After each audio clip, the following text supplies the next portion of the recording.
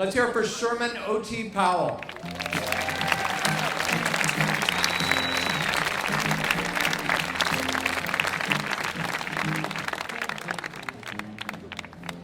In 1975, I weighed 120 pounds. I was 28 years old, and I found myself on a bus chained to a West Indian brother, heading upstate to Greenhaven Prison. I had been busted for the sale of narcotics in the first, second, and third degree. I had been given 4 to life under the Rockefeller plan. During this time, whether you sold a bag of dope, a bag of coke, methadone, or even your own medication pills, you were going to get a life. There was going to be a life tagged onto the back of it.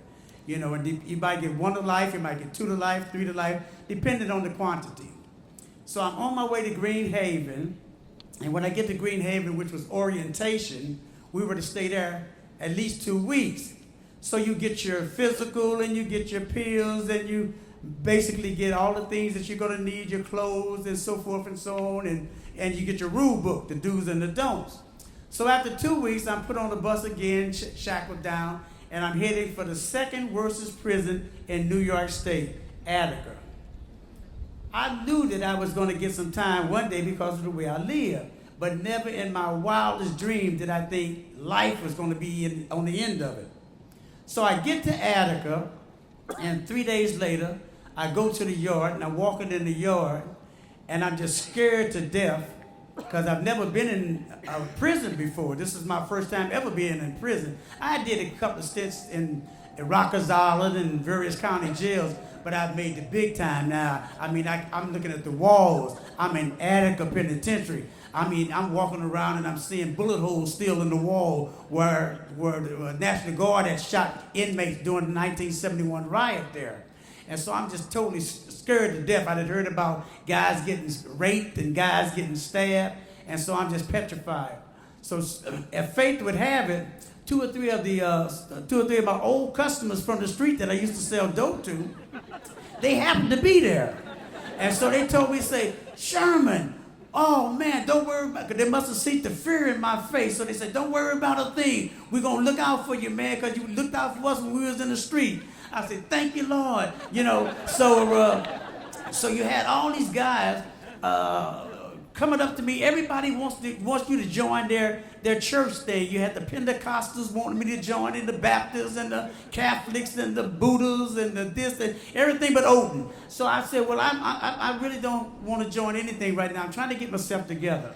And so one of the guys told me, say, Sherman, when you go to the assignment board, tell them that you want to get your GED and that you want to get into some type of vocational program. You don't want no work assignment. You want to go to school. He said, because that's the only thing they understand. That's what they call rehabilitation. Anything else, your ass to be hit at the board. So sure enough, when I went to the board there, I told them that I wanted to go to school. So that's why they put me in school and put me in typing. And so my friend was getting ready to leave. He was going home on parole, so he told the guards up front to make me the waterman. So as me being the water boy, what I would do is get up early in the morning, and I would pass out the water to each and everybody because you had to have hot water to start your day. So in the meantime, I'm thinking to myself, I got a pack a day habit of cigarettes. I got a Candy Jones, I love Snickers and M&Ms, but I'm only getting $20 a goddamn month from the state. So I got to come up with some type of fucking hustle to get me some cigarettes and some candy, right? So I remember when I was in Rikers Island, I worked at the bakery. And I remember this guy showed me how to make hooch. We would get a big bucket, right? And put the black plastic bag in the bucket, and we would put the yeast in there, and about several cans of concentrated grapefruit juice or orange juice. And we would either put potatoes in there, or we would put either grapes in there. I like the grapefruits myself. It was much stronger. I like to put the grapefruits and the grapefruit juice in there and put a little sugar with it, tie that baby up, and let it sit for about 6 or 7 days, and voila, you'll be in heaven, you know. So anyway, so I said, well, this is what I got to do, right? So I had to make some connections. So I found a friend of mine who knew a friend who got in touch with the guy in the kitchen so I could get the yeast.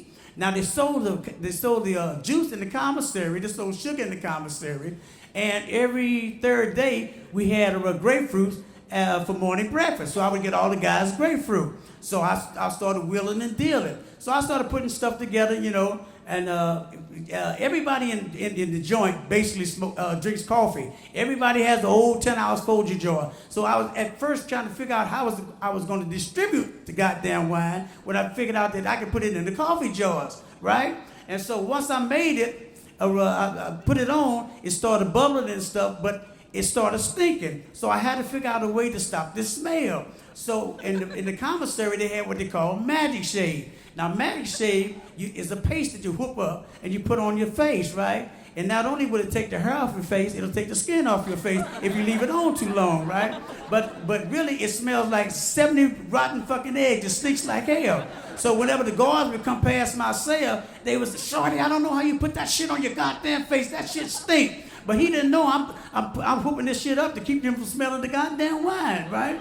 So because I got the wine wrapped up in the blanket under my fucking bed. I'm nursing this wine like I'm a nurse in the infirmary. I'm taking care of this wine, right? And so, because this is my livelihood. And so, when the first batch finally came, I collected, you know, being that I'm the waterman, my cell stays open. So I go collect everybody's coffee jar, come fill them up, pass out the coffee jar, and I'm getting 5 packs of coffee jar. For every 10-ounce coffee jar, I got 5 packs. So my cigarettes are stacking up, my candy is stacking up. I'm eating Snickers like a motherfucker, eating M&Ms like a motherfucker. I'm doing good, right? And so I found out that Ronnie Worth and Mr. Frank Yakiman, who was the guards, they liked me because I was the smallest guy in the joint, right? So they kind of took a liking to me because I was always in somebody's face who was always 3-4 times taller than me talking shit, you know. So they said, "Shorty, you got a set of balls on you, you know. Yeah, we're glad we chose you to be the waterman." So I could go outside and Mr. Frank Yakiman, he had the scar on his face, which reminded me of Al Capone. So I'd always tell him, I would always go out and say, Mr. Frank, he go to laugh. "Shorty, you full of shit. Where you want to go?" I said, "I just want to go next door there, Mr. I want to see a friend of mine's next door." "Go ahead on, Shorty." Now, if anybody else asks me, tell them, "Fuck no, lock in." But you let Shorty go, quit snitching, lock the fuck in, you know. But I was all right with him. And so I take my wine, put it in my coat pocket, put some in my back pocket, and go across the hall there and sell my wares, right? And so one guy told me, he said, "Well, I ain't got no 5 packs, but I give you a joint. And the joint costs 5 packs. So I said, "That's cool." So I gave him the wine and got the joint. Now I'm really kicking. I got joints, reefer, candy. I got reefer, candy, cigarettes. Cookies. I'm really willing and dealing, right? So as time goes on, Big Frank Yakiman and them, they take a vacation. And some new guards come on. But they ain't cool with me like Frank and Mr. Ronnie Worth did. So I'm laying there one night, my wine is cooking, and I'm reading the book. So I had a couple of guys in the back of the tier, a couple of guys in the front of the tier. So whenever the police would come, they would say, "Pass the pen. Anybody got a paper?" That was the code that the police was coming, and I would hook up the magic shade, right? And so, but this particular night, they scared the shit out of them and told them they better not say nothing. And next thing I know, my cell door was being cracked, and the captain was there about 4 guards. So he said, "Shorty, you want to step out?" I said, "Man, it's 11:30 in the morning." I said, "What the hell? What is this all about?" He said, "Shorty, you want to step out, or would you like for us to help you out?" Well, I know what they're talking about, help me. I don't need no fucking help. I'll come on out if you just, it's like that, you know. So he comes on in the cell and goes under the bed and gets the bucket and pulls it from under the bed. So the rule in the rule book, you can't mess with a guy's religious artifacts. So I had about several Christian pamphlets on top of my wine with a big Bible. So I said, "Man, you can't be touching my religious artifacts and stuff." He said, "Don't worry, Shorty, we ain't gonna mess up your Bible and stuff." So he picked it all up, put it on the bed, and pulled the wine out. So he opens up the bag and the fumes jump up. He said, "Oh my God, how do you drink this shit?" He said, "This shit'll take the wax off the floor." I said, "What shit?" I said, "It ain't nothing but punch." I said, "I just put some grapefruit in there, some juice and some sugar." I said, "You know, the 4th of July is a couple of days away." I said, "I was going to give the fellas a little celebration with some punch."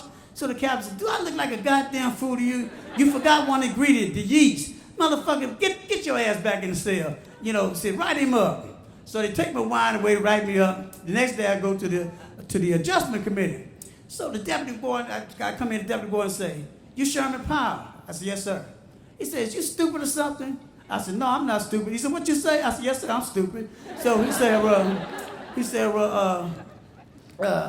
"Your name is Powell, not Gallo. The fuck you doing selling wine in my prison? You in here for selling dope and you gonna come to my prison to sell fucking wine? What are you going fucking out of your goddamn mind? Take his ass back downstairs and lock him up. 30 days no rec, 30 days no commissary, 30 days no visits.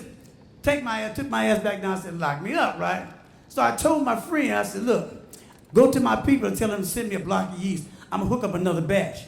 He said, "Is you crazy, man? You don't keep lock." I said, "That's the best time to make it. They don't think you got it, right?" So they told me, he said, "Look, man, if they bust you again, your ass will be shipped to Dannemora." Now, Dannemora Clinton Penitentiary is the #1 worstest penitentiary in the state of New York. This is why they send all the bad motherfuckers from Attica to Clinton. They got a warden in Clinton called LaValle.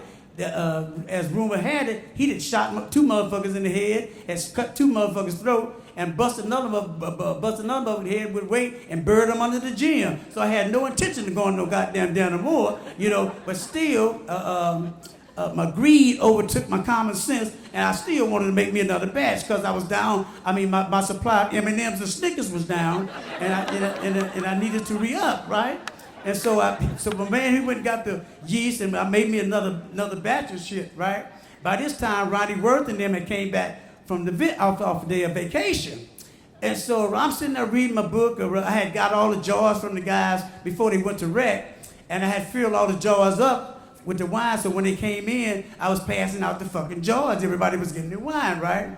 And we're collecting my cigarettes. And so I'm sitting there reading my book and stuff, and so all of a sudden my friend said, "Mr. Worth said he wants you to come to the front, right?" So I came out front, so Mr. Worth said, "Shorty, you done made some more of that goddamn wine, ain't you?" And I looked at him, I said, "Who the fuck just snitched on me that quick? I didn't see nobody, He said, "You done made some more of that wine, right, Shorty?" He said, "Don't lie." He said, "You want to know how I know?" He said, "Open the fucking door." So I pulled the door open that led to the tier, and all you could hear was the black guys playing them boom boxes out loud. "Oh, I heard it to the grapevine. How much longer would you be mine?" And all the Spanish guys were beating on their lockers and death. Boom, bop, bop, bop, boom, bop, bop, boom, bop, bop, raking on the bars, right? And all the white boys got their guitars. "It's knowing that your door is always open and your path is free to walk on." So everybody was in their own world, right? And he said, "Shorty, I know that you passed out that shit because of total chaos back there." He said, whenever fucking you don't pass out that shit as quiet as a church mouse. People be reading their Bible, they be studying, writing letters, it be quiet. Only when you pass out that bullshit do it be like that. He said, "So you want to know who snitched on you? Your customers is the fuckers that snitched on you." So he said, "Look, shorty, you go onto the board in a couple of months. I don't want to see you get in no trouble." He said, "Well, go back in there, empty that shit out, get some pine, clean your cell out, clean that thing out, and retire from being a bootlegger. You get my drift?" I said, "Yes, sir, I got your drift." So sure enough, 2 months later, I went to the board, and they let me go, gave me a parole date, let me go. So it wasn't until I got back to my cell, and I sit down, and I realized that, reefer, wine, all the shit that I had, and if it wasn't for Ronnie Worth and Frank Yackerman being all right with me, had they turned it back and decided to bust me, and I had a life sentence, I could have been getting hit on and on and on and on. I could have been there to the next eclipse or whatever. You understand what I'm saying? So it dawned on me how really stupid I had been and how childish I had been doing this shit. So I made up my mind right then. It's a time to be defiant, and it's a time to be compliant. And whatever you in the penitentiary, be compliant.